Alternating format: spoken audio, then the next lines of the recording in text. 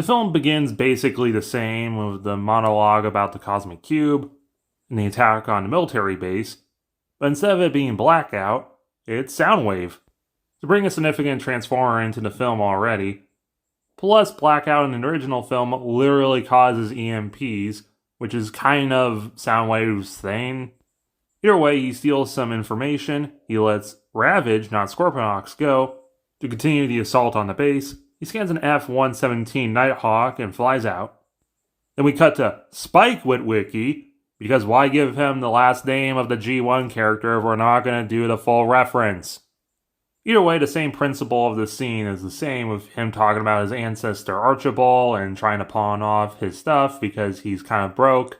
His father Sparkplug picks him up. He owns a salvage yard, which is the polite way of saying junkyard. And because Spike's been doing so well in school, he lets him pick out a new car at the used car lot and he'll help pay for it. He finds an old yellow rusty Beetle. Sam's not super happy that he's got this POS, but something the card picks the driver, and it's the only thing he can afford, so he puts up with it. Meanwhile, Secretary of Defense John Voight is talking to the Pentagon. They don't know who attacked the base in Qatar, but they picked up this weird sound from there. And instead of being some random nonsense, it's the Transformer sound effect. Back with Spike, he's doing some car maintenance, and he notices the quite impressive engine. Sparkplug noting, ain't that something? This thing's more than meets the eye. Cutting the Soundwave, dropping off Frenzy on Air Force One, who sneaks in, steals a bunch of information about something called Iceman, and how Spike's ancestor might be connected. He only gets part of it before they find out he's there, but Frenzy manages to sneak off without anyone dying.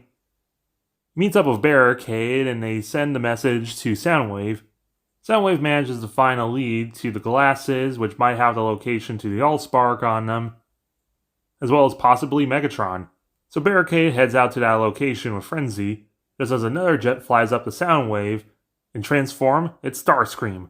Where Starscream reminds him that their main goal is to find the Allspark, and Megatron is long gone, and how Soundwave needs to stop wasting so much time looking for Megs, and how Starscream's the Lord of Decepticons and demands they focus. With Soundwave replying that no matter what, he'll find either or die trying. For your sake, I hope not. Transforms and flies off.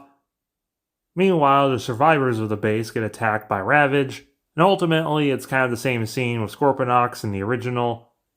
And here we're really introduced to the Rangers. But either way, Ravage loses a part of his tail and escapes.